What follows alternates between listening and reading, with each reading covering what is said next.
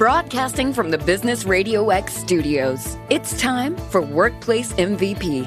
Workplace MVP is brought to you by R3 Continuum, a global leader in workplace behavioral health and security solutions. Now, here's your host, Jamie Gassmann. Hi, everyone. Your host, Jamie Gassmann here, and welcome to this episode of Workplace MVP. Suicide is the 10th leading cause of death in the United States, according to the National Institute of Mental Health. In 2019 alone, there were an estimated 3.5 million people who planned a suicide, 1.4 million who attempted suicide, and 47,511 who died by suicide, which averages out to approximately 130 suicides per day. The societal costs associated with suicide and suicide attempts are estimated at $93.5 billion, which includes lifetime medical fees and the cost of lost work. But what you can't put a price tag on is the emotional cost of grief, loss, guilt, and confusion that the families, friends, coworkers, and others will have in the aftermath of a loved one completing suicide. As business leaders, our employees are spending a good majority of their day at work. Work has become for some a home away from home, and their coworkers become a work family.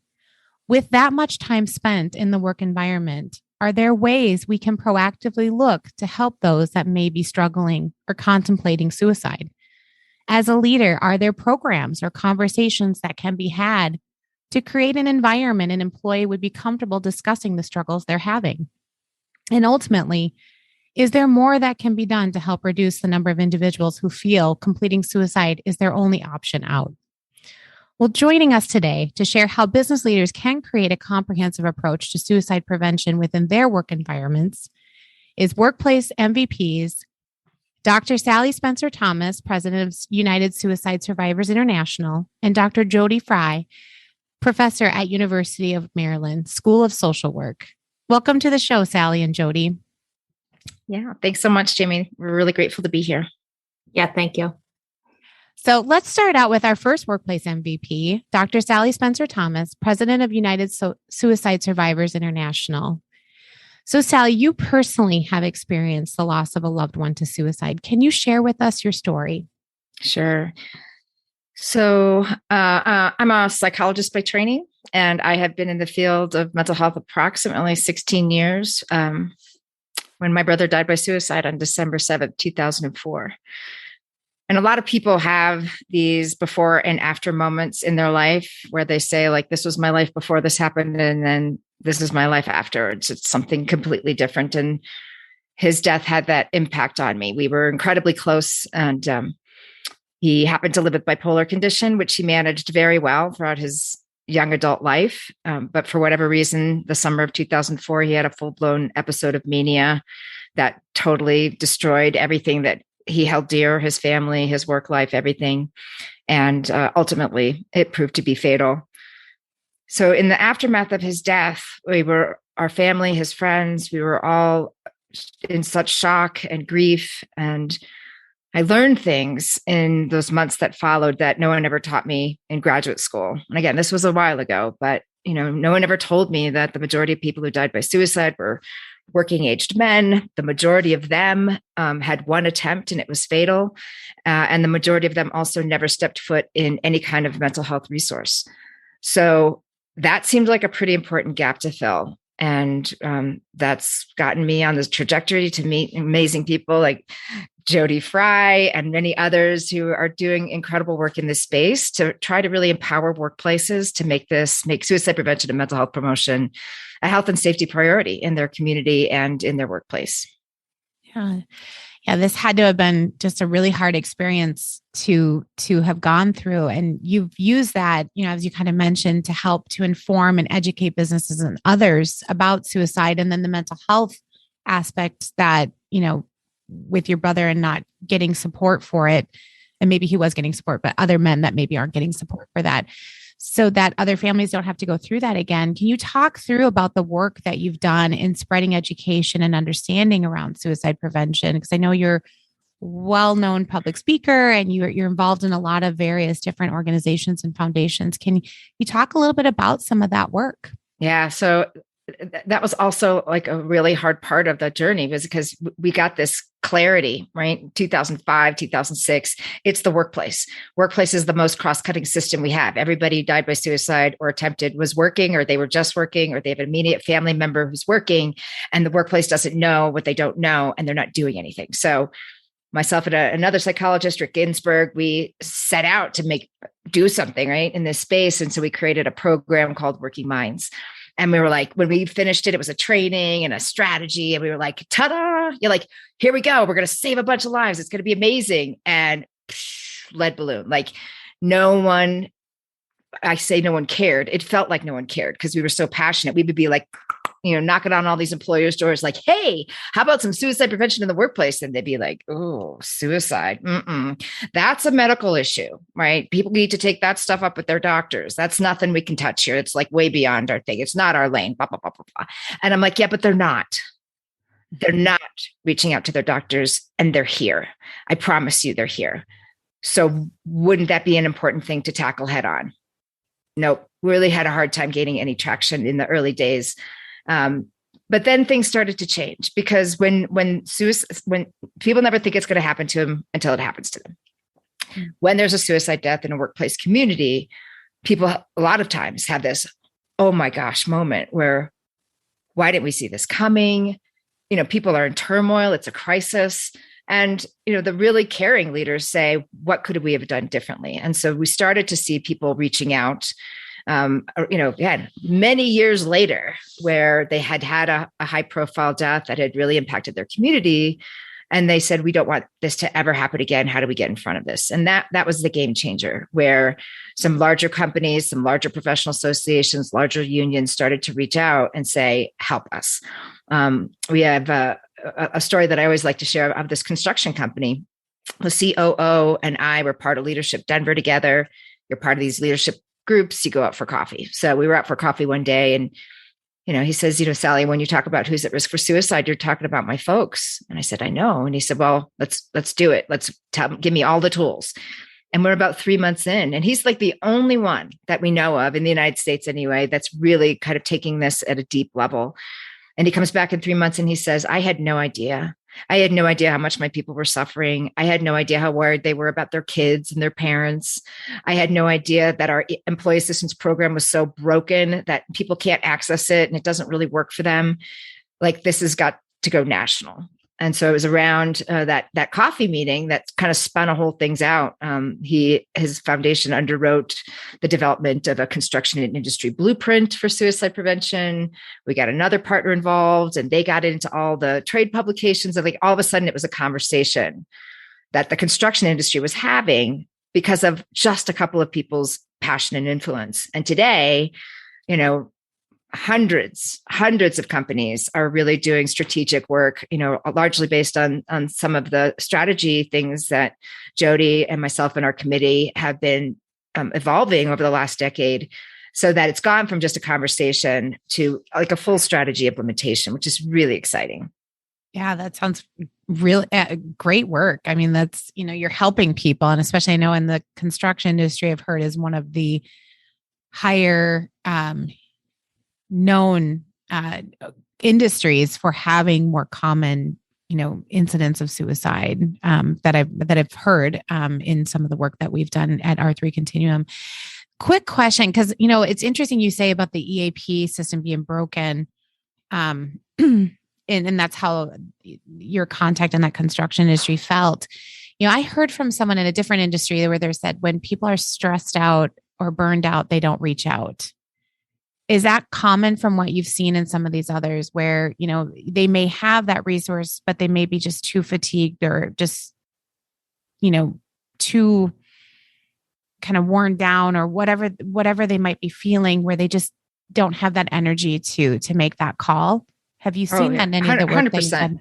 Yeah. When you think to any of our most overwhelmed days, like all we want to do is like stay under the covers and not tackle this day head on. And so, yeah, it certainly makes sense when people are shut down, whether it's burnout or depression or, the consequences of addiction. Like there's a whole bunch of reasons why it feels like the 500-pound phone is what we call it. Like to make that call seems so hard. And I think, especially in companies where mental health, well-being, whatever you want to call it, was never part of the mission or vision or game plan. There's just not a readiness or an awareness of how anything works. It's just like this foreign thing. And so even when, company executives have an employee assistance program, they've kind of just checked a box. They don't know what it entails. They don't really know if anybody's using it. They don't know if it's any good. They just like, well, I provided the benefit for my employees, but what do you want? And I'm like, a whole heck of a lot more, because especially in those areas, there's just a million barriers that people have. Energy being one, the complication of a system that's kind of hard to navigate, even when you're well. I mean, I try to access employee assistance work frequently, and sometimes it's 3 calls and then they call you back, and it's hard. You have to have a certain level of energy and awareness to kind of get yourself through it. And then when we have a top tier program, there's all kinds of support that can happen, but a lot of times people went to the lowest bidder, and so then they're not getting quality service, and that's very demoralizing for people. And then the word gets out, like, don't even bother. It's going to be too hard, and then it's not going to work out. So the EAP part of the overall strategy is one very important part that we'd like employers to understand, because if the whole message is going to be a bridge to resources, you better be confident that those resources are going to support people in the way that they deserve. And you better know them more than just a 1-800 number or a website. Like, call them, get to know how they work and so forth. So we do what we call a mental health resource audit with our partners to do a deep dive so that they can create a what to expect sheet for their workers. And it's a little easier road to travel down. Yeah, that's great. And, in looking at, like, obviously over this last couple of years, and I know a lot of my episodes have brought this up, but the pandemic is still there and we're still navigating it. And, the various challenges and complexities that have come from that. And I know from looking at the different, metrics that, have been put out either by the CDC or some of the other groups that, it's had a huge impact on the mental health of our country. I mean, I think we all have felt it in some way. In your opinion, for workplaces, how has this impacted suicide, and what do they need to be looking for and watching for, particularly in their employees, and particularly employers that might tell people who are working remote and they don't have as much of a connection point with them? So you hit it head on, the fact that none of us on the entire planet escaped the emotional impact of the pandemic. It was in one way or another impacting our well-being, and for some people very intensely, and for many people very long haul. The question about how it impacted suicide is a complex one. So when people started to predict that suicide rates would skyrocket, very early on, lots of anxiety, lots of disruption. As we all experienced, people anticipated, oh my gosh, the suicide rates are going to go through the roof. And those of us in public health around suicide were like, hold on, just like wait and follow the data, because human behavior surprises us a lot of times. And in large scale disasters, after 9/11, for example, historically around wartime, suicide rates actually drop, which is surprising to the general public, but not surprising to those of us in this work, because one of the things that happens in large scale disasters, and you can probably remember this between like mid-March and mid-May, is that we tend to pull together. In our anxiety, we pull together and we just lean on each other. And so if you remember back to those times, at least here in Colorado, we were like leaning our heads out the window at 8 p.m. at night, howling in support of all the essential workers. People were making masks and delivering food.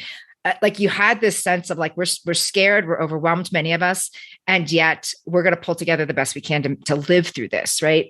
But then what often happens again in large scale disasters is there's this tipping point where we're past the honeymoon phase of heroism and pulling together, and we're exhausted and we're at each other. And you can remember, right? End of May, George Floyd's murder, like was nothing but a free fall of discontent and conflict and so on that that is still going on today, but really hard in those next several months, I would say, until, the news of the vaccine started coming out. And then we thought there's something hopeful here.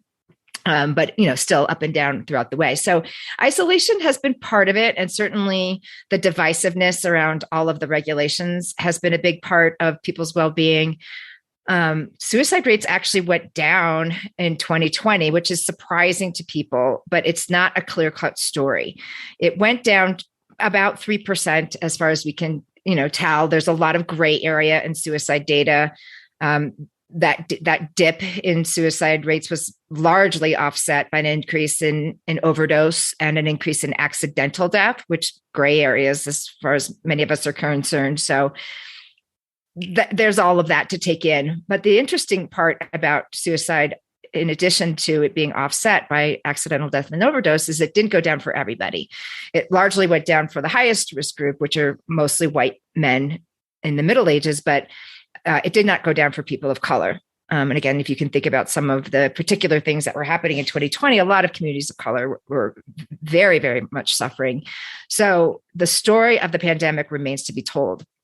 The other piece that I'll point out is that, having this massive long-term disruption to most all of our lives gave people pause to reflect on what's important to them. And so that's where you have, the mass resignation, like people are upending their lives because they realize life is short. And my family, my sense of, going in and looking at the world or doing this important thing in impact that I've always dreamed, like I got to do it now because I might not have tomorrow. And that's not a bad thing, for people to have that shakeup in their priorities. And I know for me, before the pandemic, I was on a plane 2-3 times a week, waking up in hotels. I didn't know where I was. My family was having all these experiences without me. I felt very disconnected. The pandemic has let me be home and reconnect. And it's been much better for my mental health. So it wasn't while stressful for many, wasn't necessarily something that was increasing risk for suicide per se. Yeah. Interesting. And looking out, obviously we shared that, some of the ways, if anybody is struggling with it, that there's the 500-pound phone that you talked about, they're too tired to pick that phone up. Are there other reasons that, let's say somebody has, something that's been, they've been dealing with through the pandemic or other things that they're navigating and they're really struggling internally?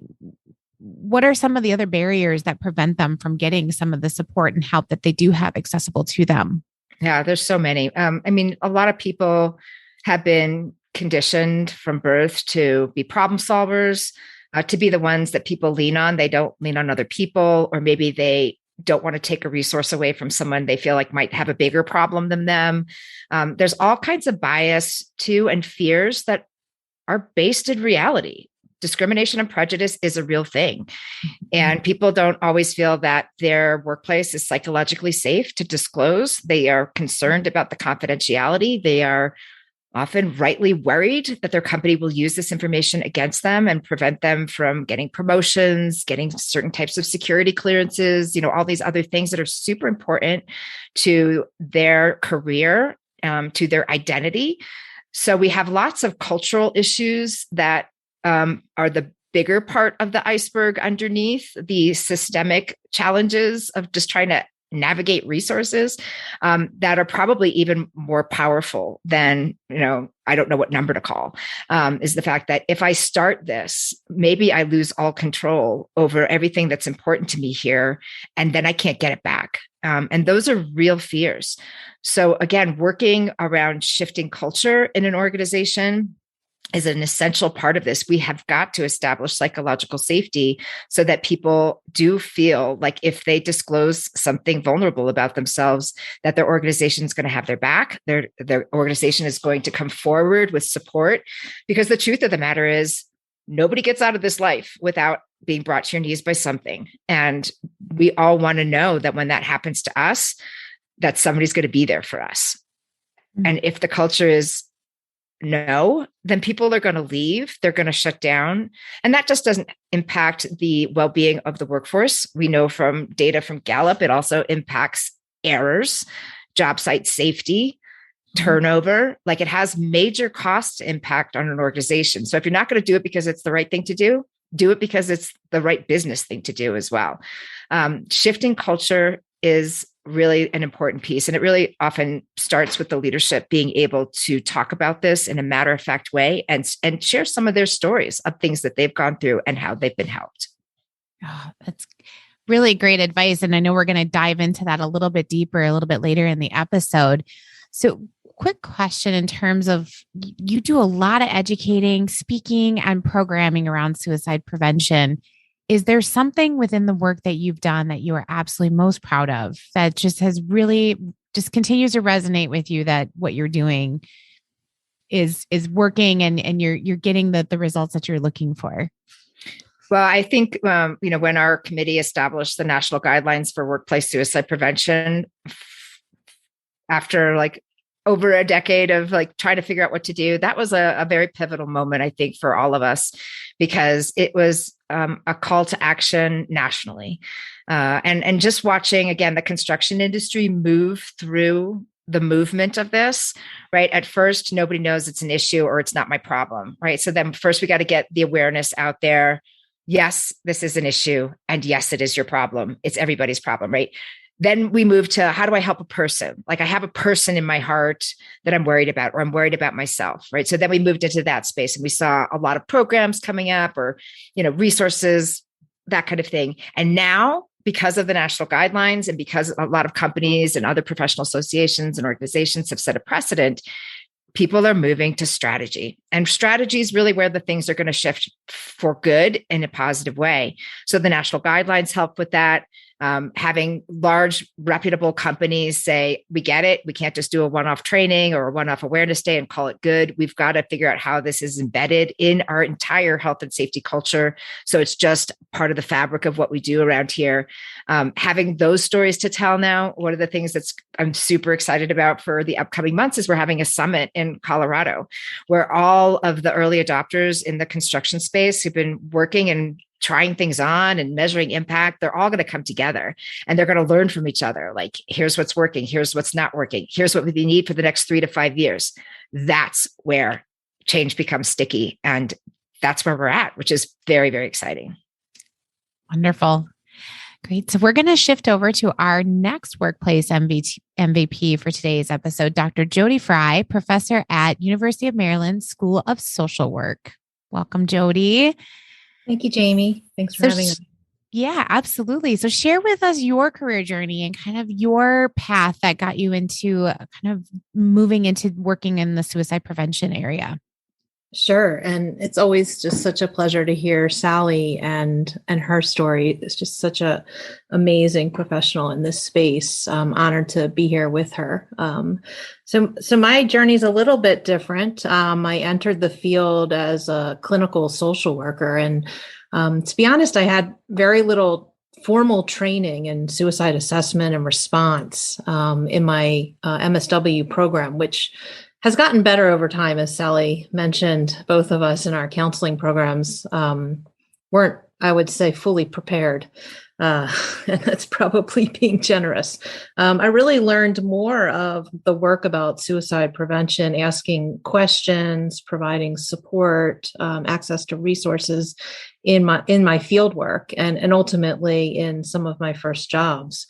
And I always thought, this is not necessarily the way that we should be preparing folks. And when we talk about the workplace and think about how to prepare leaders and coworkers to talk to employees that they're concerned about, we can't just let people, go out there and expect that they know the right things to say and the right things to ask. And the lack of knowledge, I think, actually is one of the biggest problems in our field, because we don't know, so we don't ask.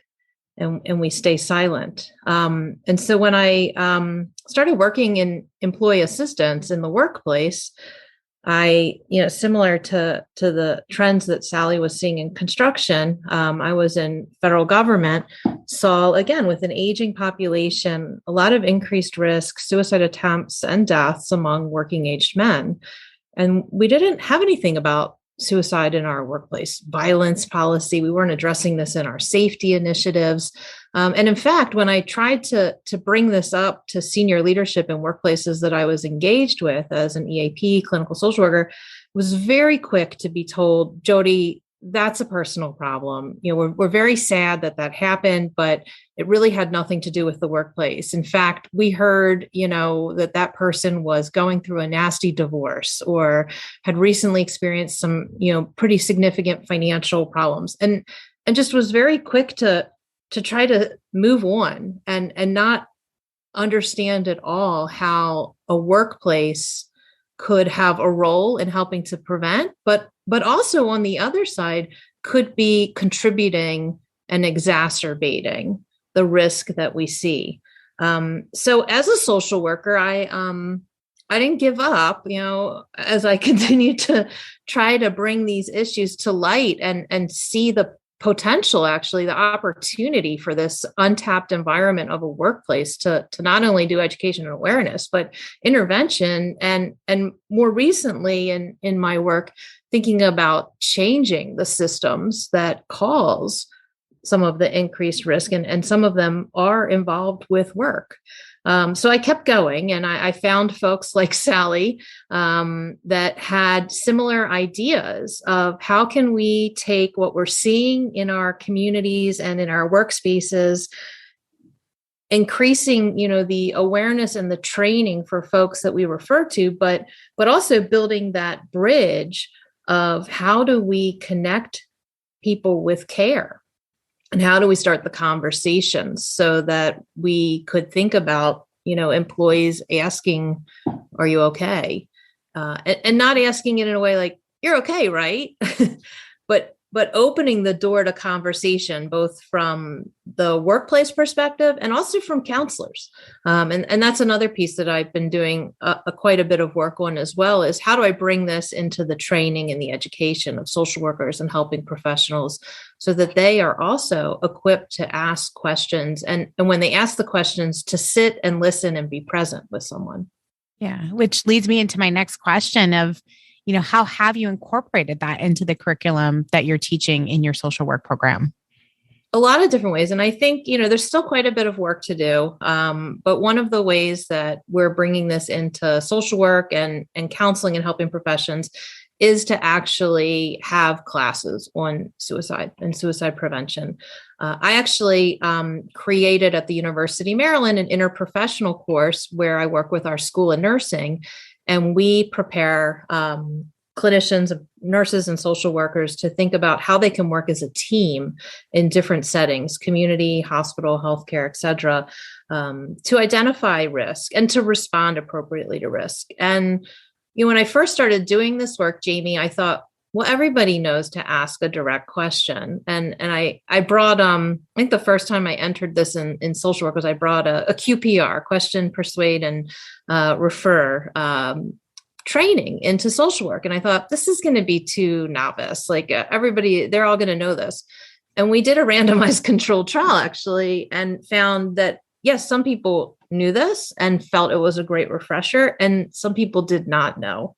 And I think that is just so important to think about, both in education, but also the workplace, that people are still very concerned that if I ask, are you thinking about suicide? Are you thinking about death? That I will somehow implant that idea in the person's head, and therefore we don't ask.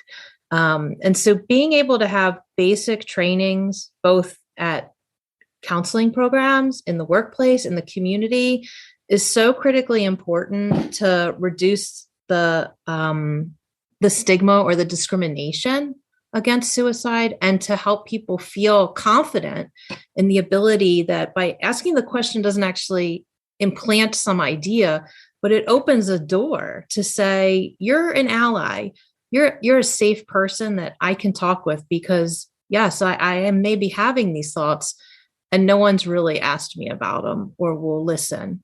And then being prepared to think about, where do we refer to? So both in our master's program, in the research I do, always bringing students into that capacity to think about broader spaces and places where we can provide bridges to care, like some of the work that I'm doing in Michigan and Washington County, Rhode Island with man therapy, like getting social workers and researchers and practitioners to think about different interventions that, they might not be evidence-based interventions and mindfulness and cognitive behavioral therapy, but like, how do we get out into the community, which includes the workplace? And maybe we need to communicate differently to try to connect particularly with men, with frontline workers, with working parents, folks that are not maybe accessing our traditional mental health resources as much as we would like. Yeah. And I think in the workplace, sometimes there's that fear of litigation, that if I bring up a mental health or something to that degree, I've now set myself up, as a leader for that employee to, sue me or something to that effect. So how I think that educational point is important. How can workplaces figure out that balance between, regulatory requirements around an employee's health and creating kind of that, ability to be able to have those conversations safely, and show that you're that ally for that employee? Yeah, I think it's very important that workplaces consider the culture of their organization. And, I think right now we're seeing a lot of increased attention from employers on mental health and what can they be doing. But there's still this notion, as Sally mentioned when talking about EAP, to check the box. Like, well, what training can I do? And that will solve the problems. Or what vendor can I use for a particular benefit? And that will solve the problem. And I think what is really needed, which then allows those conversations that you're talking about to happen, is to take a broader view and approach of the culture of the workplace. Because some places it is not safe to disclose vulnerabilities. And that is the reality that many workers are facing day in and day out.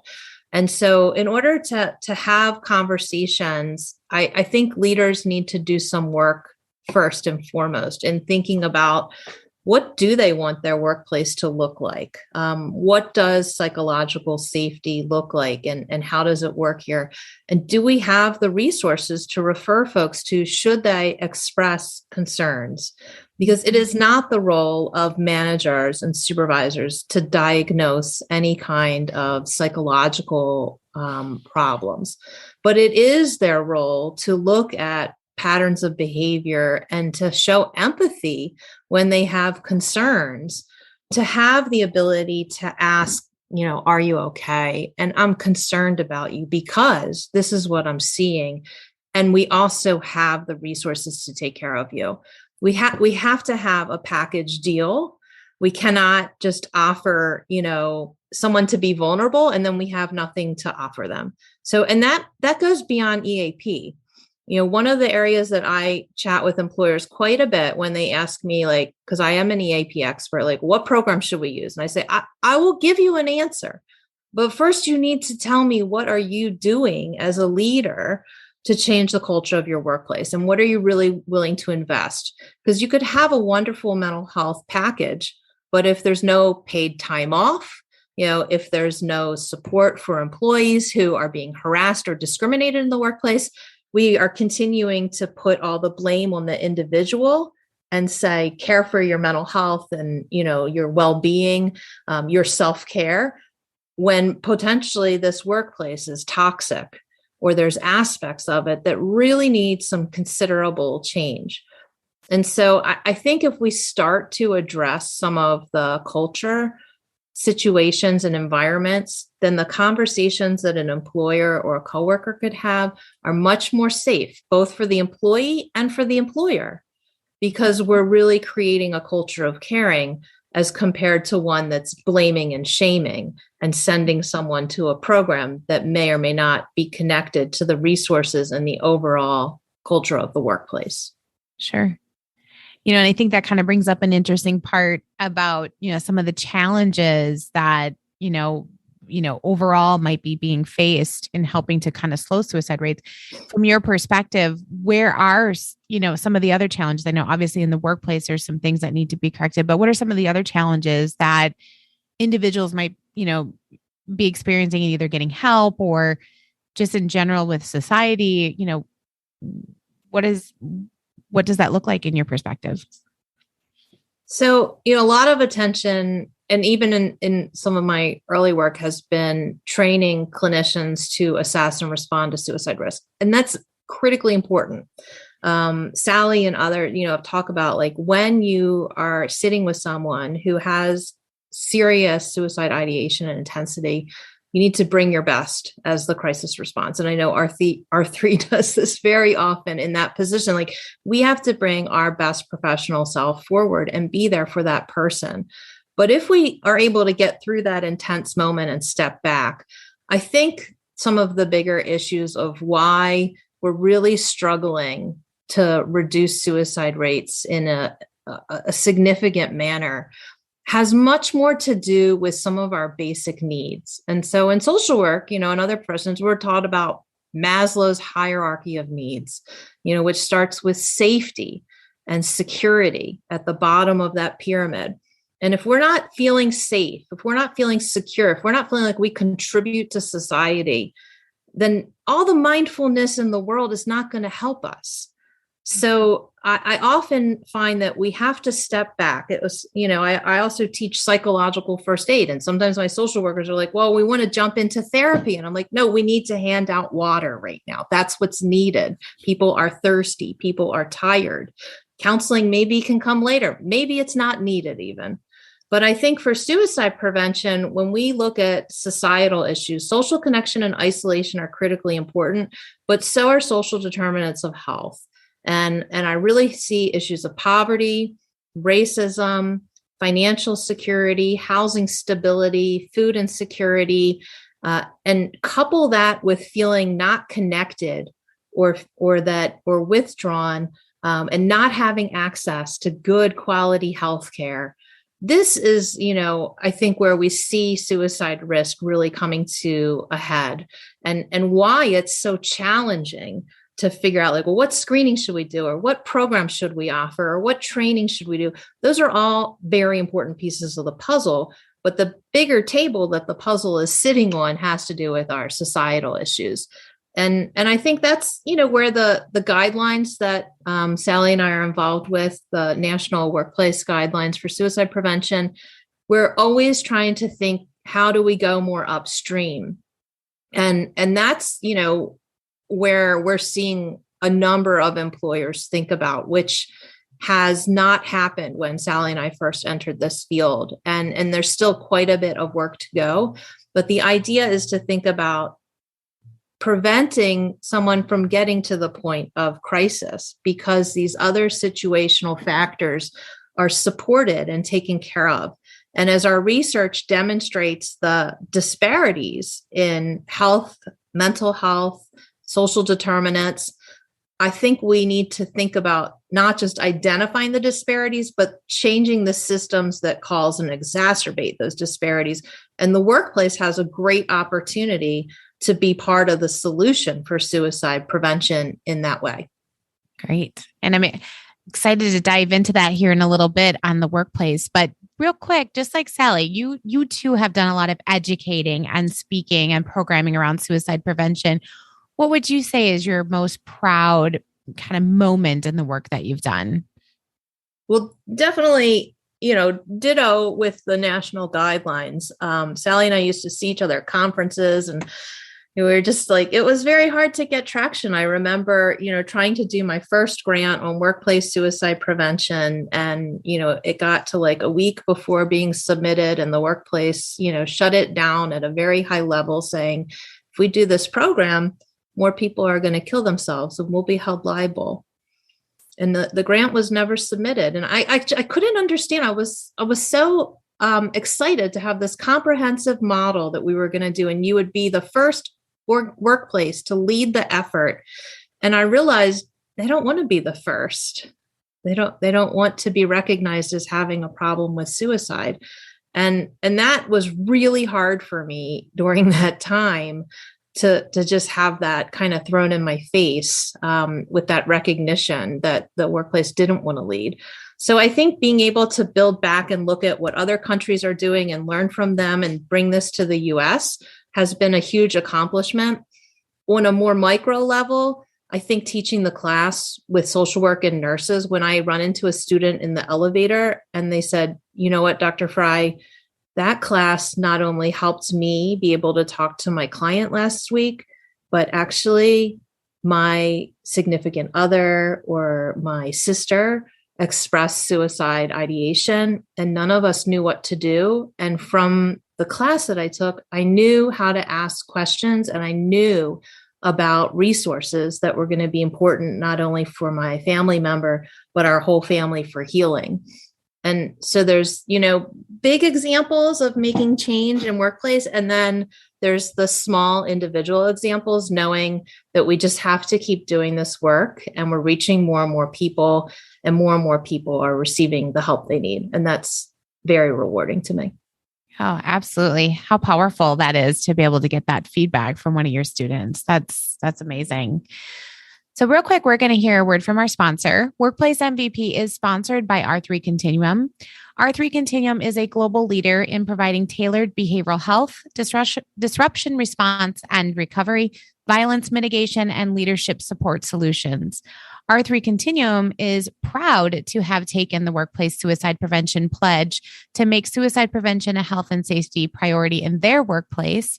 To learn more about the workplace suicide prevention and take your pledge, visit workplacesuicideprevention.com. To learn more about R3 Continuum and their ability to create a tailored solution for the unique challenges of your workplace, visit r3c.com today. So, moving in, I know you guys have touched on it a little bit in terms of leaders and creating this open environment, creating a culture that, creates that psychological safety where employees feel like they can have those open dialogues and conversations or come to a leader for support.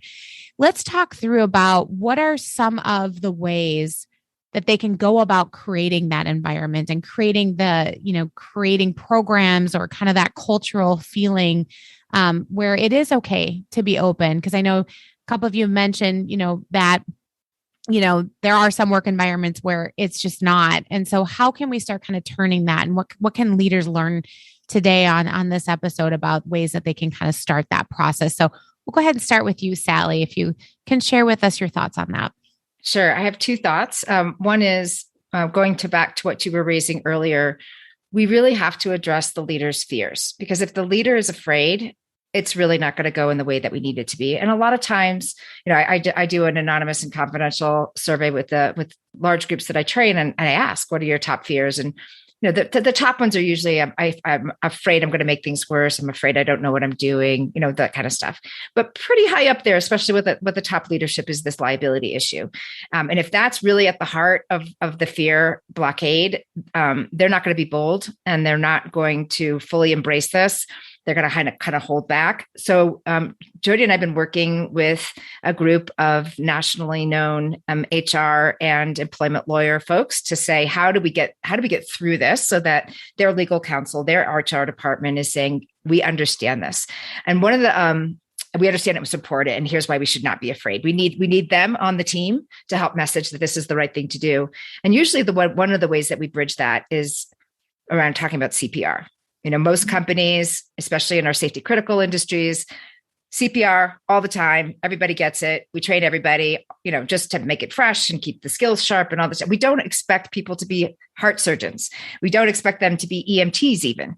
But we do expect them to be aware, be confident and confident, moving in, supporting a life, and connecting to resources. So it's the same idea here. If you were afraid that somebody's going to crack a rib and get sued, you would never train your people in CPR and a whole bunch of people would die.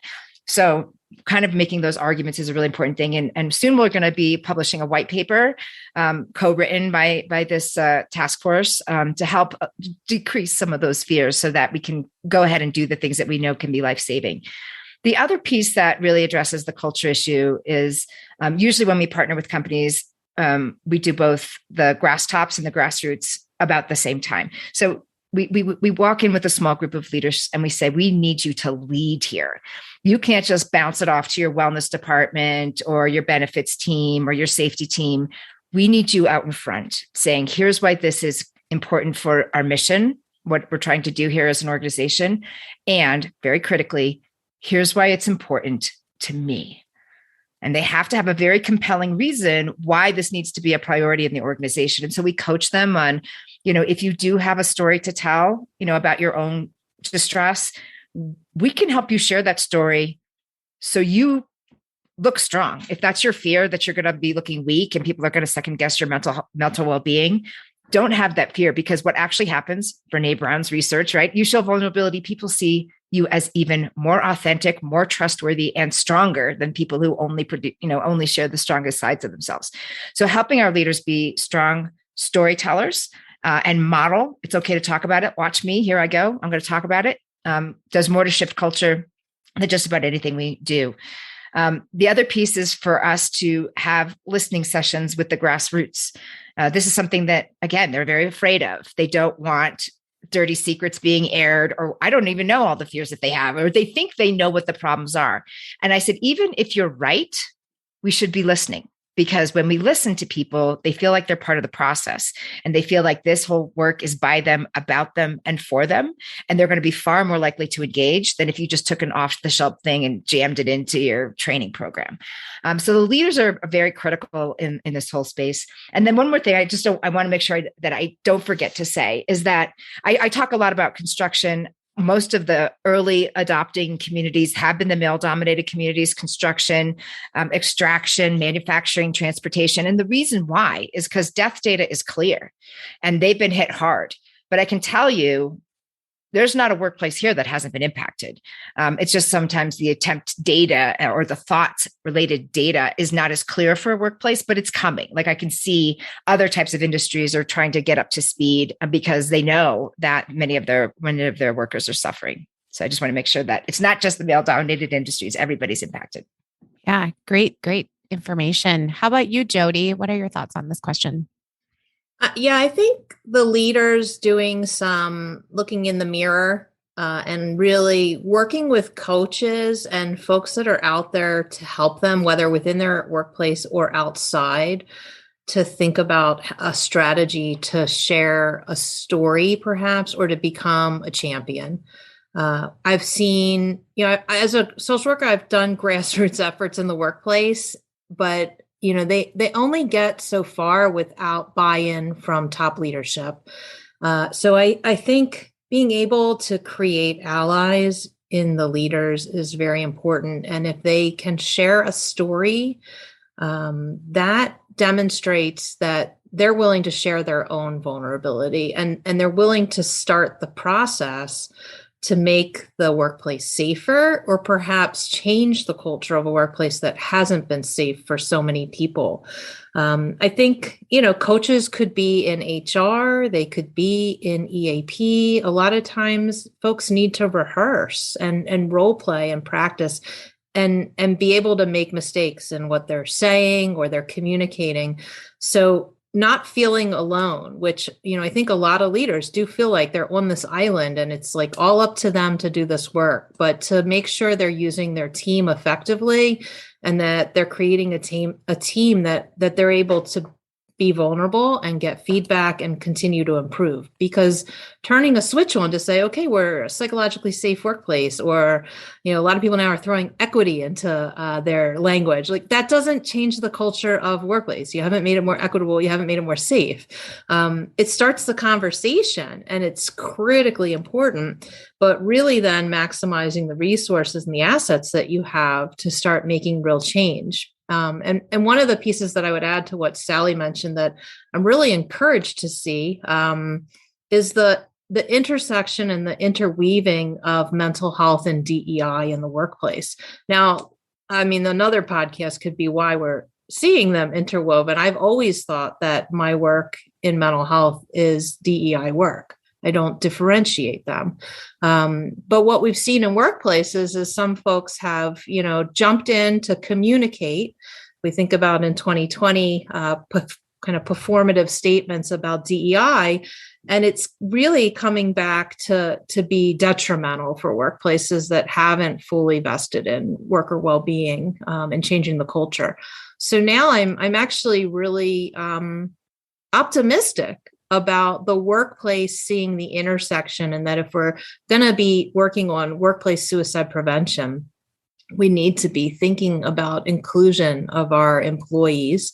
We need to be thinking about equity in terms of access and in terms of opportunity. And, we need to continue to value diversity and not as lip service. So I think bringing those messages together is a great way that leaders can start to think about changing the culture of their workplace and to bring their teams together to help them to support the communication and to build more allies in this work. Great. I know we're running a little bit out of time, but there is one thing that I wanted to make sure got mentioned on the show. And I know it was mentioned in the commercial for R3 Continuum in terms of taking the pledge. And you both are volunteer co-chairs of the Workplace Suicide Prevention Committee that created and is working on disseminating the national guidelines for workplace suicide prevention. And you both have mentioned those in some of your responses today. So can you tell us a little bit about the program and the pledge that our sponsor R3 Continuum has taken in making suicide prevention a health and safety priority in the workplace? Because that could be really a good first step for some of these workplaces in terms of accessing tools and resources that they can use to kind of start having the dialogue or even building a program. So Jodi, did you want to start out with that? And then Sally, we'll have you kind of share your thoughts there as well. Sure. The guidelines, which, R3 is a great example. So the guidelines are online. They're at workplacesuicideprevention.com. They're freely available. We ask employers and professional organizations to take a pledge to make suicide prevention a health and safety priority.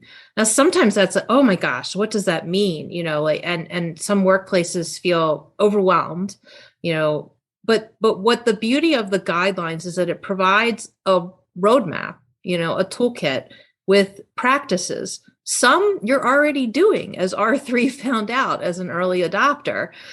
And you can start wherever you want. Maybe we start with a peer program and looking at our employee resource groups that, are doing really active, great work, and we build up there. Or maybe we start because we've got a great champion in our leadership and we want to start with our communication and maybe doing an audit of what's happening. You don't have to take this all on. We're not going to switch a light and tomorrow be a suicide-informed workplace. It's a process and it's okay to take our time, because changing culture takes a lot of time. So I think with the guidelines, and the website itself has a ton of resources, from communication templates to where should I get training for my managers, to examples of other workplaces that are sharing best practices through videos. It's just a wealth of information for someone to take the first step, to go online and to probably be very pleased to say, hey, we're already doing some of this work. And as R3 recognized, they were willing to jump in and say, I think we're doing some of this. We are. And here's some places where we can keep improving, keep this on our radar and keep it moving forward. So definitely encourage every workplace and professional organization to take a look at the website and think about what is the right spot for you to start with, and know that we're here to support you as you're thinking about what your next steps are. Great. How about you, Sally? Yeah, well, I will echo the shout out to R3. Not only were they one of our very first pledge partners, but, Jeff Gorder was instrumental in helping us develop the guidelines. He's been as part of their committee for years. And so we're just very, very grateful for the sponsorship and, opportunities like this and other times where we had a chance to talk about the guidelines and their impact. If you go to the website, workplacesuicideprevention.com, and you're looking for a PDF where the guidelines are, you're not going to find it. We also decided from the very beginning that this was not going to be a static thing that would become outdated in 5 years. This is going to be an evolving thing, because we're going to learn a lot as people try practices and find out what else is missing, and communities learn from each other and so forth. So once you become a pledge partner, you become a registered pledge partner, then this world opens up to you where you can dive deeply into 9 buckets of areas to grow in your company that are guided by 8 guiding principles. So you can look at the principles and decide, is this the true north of where we want to head? Is this direction better than the other? That kind of thing. And we have a badge process where after a certain number of practices are completed, you get a badge that starts to show your company's investment in this effort in a public way. So we try to make, again, recognize and reward people who are taking action steps, give people some breadcrumbs to follow so they don't feel like they're lost in the woods, and then, evolve together as we learn more and more. Great. And just real quick, you both shared some wonderful information, great tips. I know workplace suicideprevention.com has been mentioned a couple of times on the show as a resource site. But if listeners wanted to get a hold of either of you, how can they go about doing that? Sally, do you have, an email or LinkedIn or something that you'd like to share with the audience? Yeah, I'm on all the social media platforms. If you search my name, it's easy to find me. My website is my name also, sallyspencerthomas.com. Right. How about you, Jodi? And yeah, I can be reached easily through the University of Maryland, jfrey@ssw.umaryland.edu. And like Sally, I'm also on all the social media. I think I'm at Jodi Frey on Twitter and probably on there more than I should be. But I think it's a great way for all of us to stay connected and share these resources and best practices. So we hope everybody listening will take a look at the website and communicate with us, maybe even consider joining the committee. We're always looking for new industry leaders to think about the challenges and also the opportunities to share our success story as well. Well, thank you both so much for being on our show. It was such a pleasure and an honor to be able to have you both on and share the great work that you're doing and to celebrate you for all that great work as well. So truly appreciate you being guests on our show. Thank you, Jamie. Thank you, Jamie. Thank you. We also want to thank our show sponsor, R3 Continuum, for supporting the Workplace MVP podcast. And to our listeners, thank you for tuning in. If you've not already done so, make sure to subscribe so you get our most recent episodes and other resources. You can also follow our show on LinkedIn, Facebook, and Twitter at Workplace MVP. If you are a Workplace MVP or know someone who is, we want to hear from you. Email us at info@workplace-mvp.com. Thank you all for joining us and have a great rest of your day.